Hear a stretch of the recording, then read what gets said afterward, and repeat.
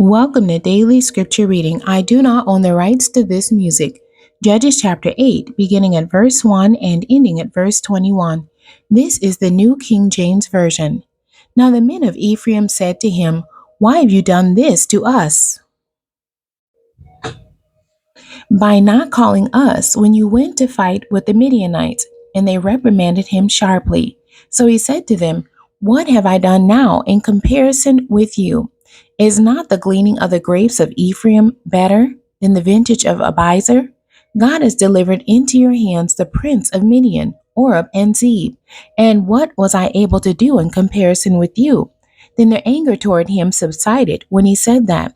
When Gideon came to the Jordan, he and the 300 men who were with him crossed over, exhausted but still in pursuit. Then he said to the men of Succoth, "Please give loaves of bread to the people who follow me, for they are exhausted, and I am pursuing Zebah and Zalmunna, kings of Midian." And the leaders of Succoth said, "Are the hands of Zebah and Zalmunna now in your hand, that we should give bread to your army?" So Gideon said, "For this cause, when the Lord has delivered Zebah and Zalmunna into my hand, then I will tear your flesh with the thorns of the wilderness and with briars." Then he went up from there to Penuel and spoke to them in the same way. And the men of Penuel answered him as the men of Succoth had answered. So he also spoke to the men of Penuel, saying, "When I come back in peace, I will tear down this tower." Now Zebah and Zalmunna were at Karkor, and their armies with them, about 15,000, all who were left of all the army of the people of the east, for 120,000 men who drew the sword had fallen. Then Gideon went up by this road of those who dwell in tents on the east of Nobah and Jogbehah, and he attacked the army while the camp felt secure. When Zebah and Zalmunna fled, he pursued them, and he took the two kings of Midian, Zebah and Zalmunna, and routed the whole army.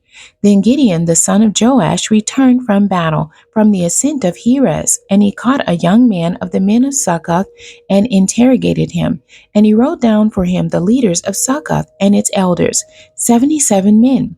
Then he came to the men of Succoth and said, "Here are Zebah and Zalmunna, about whom you ridiculed me, saying, 'Are the hands of Zebah and Zalmunna now in your hand, that we should give bread to your weary men?'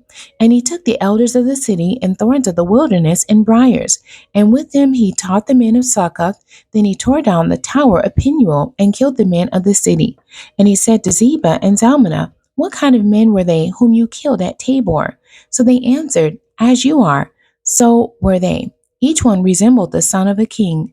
Then he said, 'They were my brothers, the sons of my mother. As the Lord lives, if you had let them live, I would not kill you.' And he said to Jether his firstborn, 'Rise, kill them.' But the youth would not draw his sword, for he was afraid, because he was still a youth. So Zebah and Zalmunna said, 'Rise yourself and kill us, for as a man is, so is his strength.' So Gideon arose and killed Zebah and Zalmunna, and took the crescent ornaments that were on their camels' necks." The end. God bless you, and thank you for joining me today.